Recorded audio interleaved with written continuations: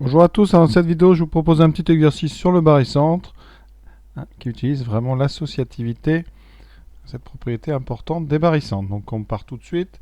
Donc vous avez un triangle ABC, j'ai fait la figure là en bas à droite, figure rapide.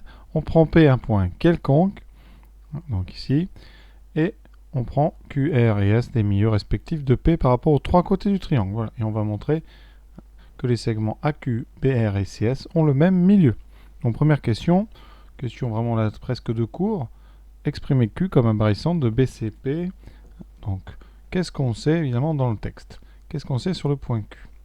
Alors, on sait que par rapport au milieu de BC, eh bien, P et Q sont symétriques. Donc, ça veut dire que le milieu de BC, qu'on va appeler J, c'est le barycentre de P et Q. Donc, on va lui donner un nom.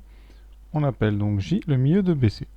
Soit, question 1, soit J le milieu de BC. Alors, ça, c'est important les milieux parce qu'en termes de barycentre, tout de suite, donc J, c'est l'isobarycentre de B et C. Donc J, c'est le barycentre de A, donc de B1, C1.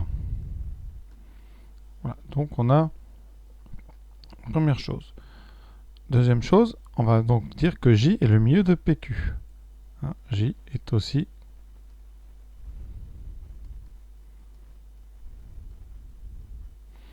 donc, on peut dire que bien, J est aussi le barycentre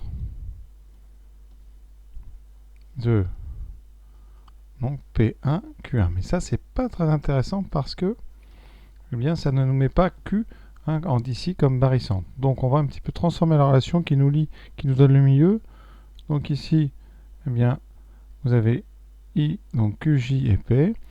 Et vous voyez, au niveau vectoriel, on a deux fois le vecteur QJ moins le vecteur QP qui est égal à 0. Donc, ça veut dire que Q est barycentre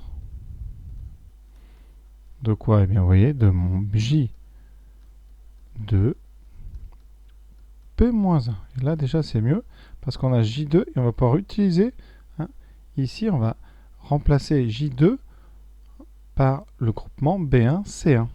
Donc, par associativité.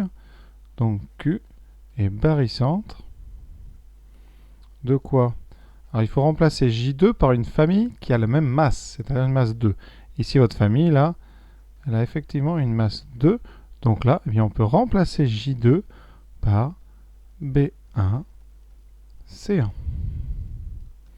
Et là, j'insiste, le plus important, vous devez, ici, vous avez une masse qui vaut 2.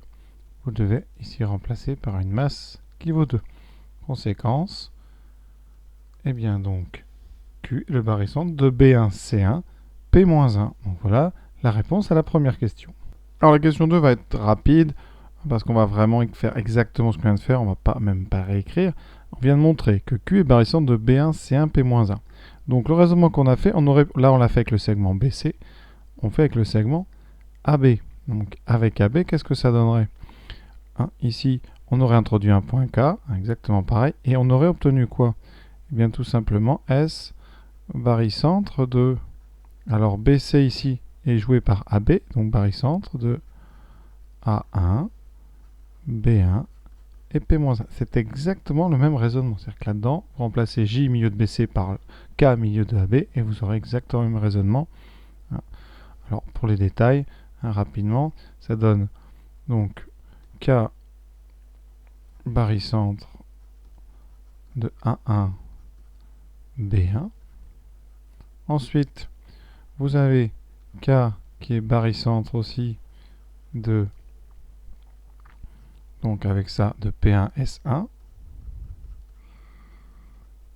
Voilà. Et comme tout à l'heure, de A1, B1 ici, on a donc, eh bien nous, ce qui nous intéresse, c'est S. De K barycentre de P1, S1, on obtient S barycentre de, vous voyez, tout à l'heure ici, on a mis J2, P-1.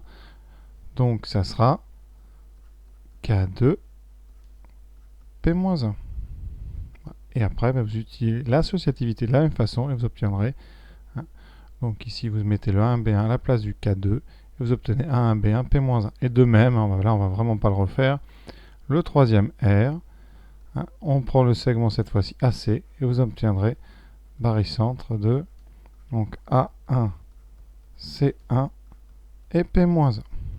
Donc voilà pour la question 2, et maintenant on va pouvoir faire la question 3, vous allez voir, ça utilisera pleinement l'associativité. Alors on a I barycentre de A1, B1, C1, P-1. On va s'occuper déjà du point Q, qui est B1, C1, P-1. Et ce point Q, avec exactement le même coefficient, on va le retrouver voilà, ici. Donc on va pouvoir faire un sous-barycentre ici. On va associer B, C et P pour le remplacer par Q avec la somme ici. Donc 1 plus 1, 2, 2 moins 1, 1. Et vous le remplacez donc par Q1.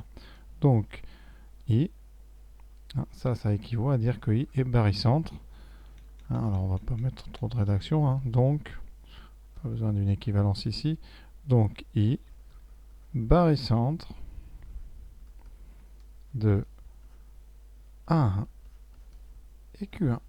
Et ça, vous le reconnaissez. Ça veut dire que I, c'est l'isobarycentre de A et Q. Donc I, milieu de AQ. Donc voilà pour le premier, le point Q. Alors, on ne va pas rédiger tout non plus. Pour S, où est-ce que vous trouvez S? Eh bien, vous allez prendre A1. Vous prenez donc A1 et B1 et vous prenez P-1. D'accord? Vous groupez ces trois points et ces trois points, ils vont former, donc c'est le système S avec exactement le même coefficient. La masse est 1 aussi.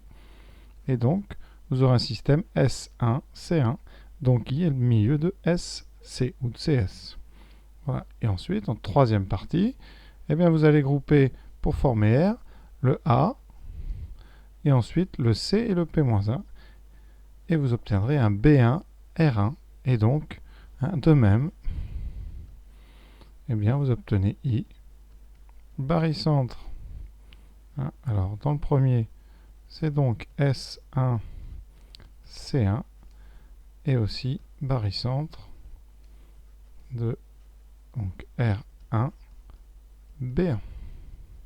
Donc, il y a le milieu de AQ, de CS et de RB. Donc voilà cet exercice terminé. C'était juste vraiment pour utiliser l'associativité. J'espère que ça vous a plu. À très bientôt.